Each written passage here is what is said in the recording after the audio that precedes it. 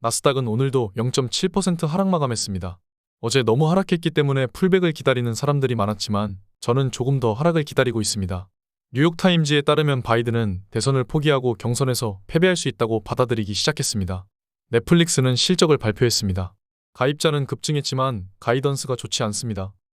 TQ는 1.5% 하락했지만 시간의 상승 중이고 속슬은 약상승으로 마감했고 장외에 1.8% 상승 중입니다.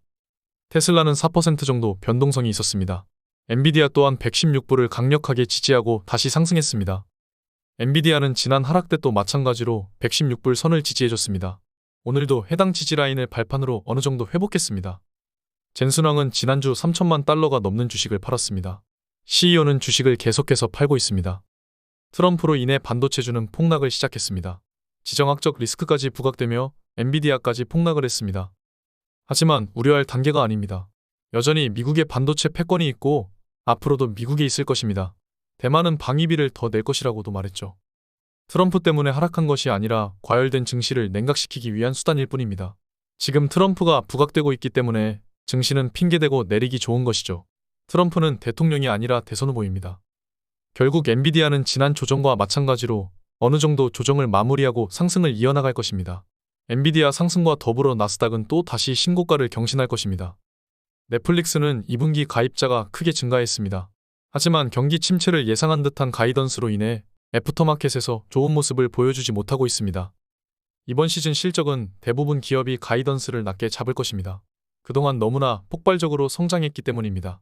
잠시 숨고르기를 할 때가 된 것이죠. 나스닥을 살펴보면 제가 마지막 매수했을 때는 121선을 터치했었습니다. 지금은 41선을 터치하고 약상승한 모습입니다. 6월도 그때를 터치하고 바로 반등했죠. 만약 다음 주에 상승한다면 오늘이 저점이 될 것입니다. 어제 아침에도 말씀드렸습니다. 베타가 1, 2하면 언제든지 매수가 가능하다는 것은 수도 없이 말씀을 드려왔습니다. 이제 대부분 멤버십 카톡방에 오신 분들은 이해하고 있습니다.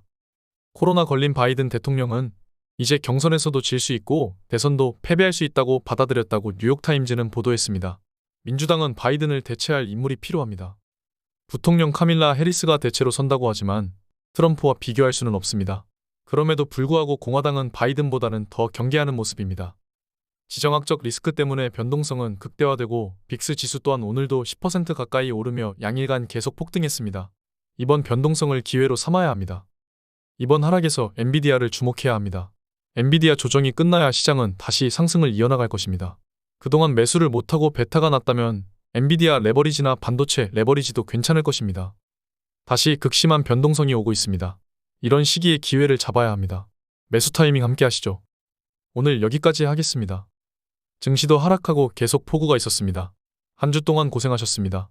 다음 타이밍도 함께 하시죠. 감사합니다. 지금까지 목숨 걸고 레버리지와 테슬라, 비트코인 투자하는 RS 미국 주식이었습니다. 감사합니다.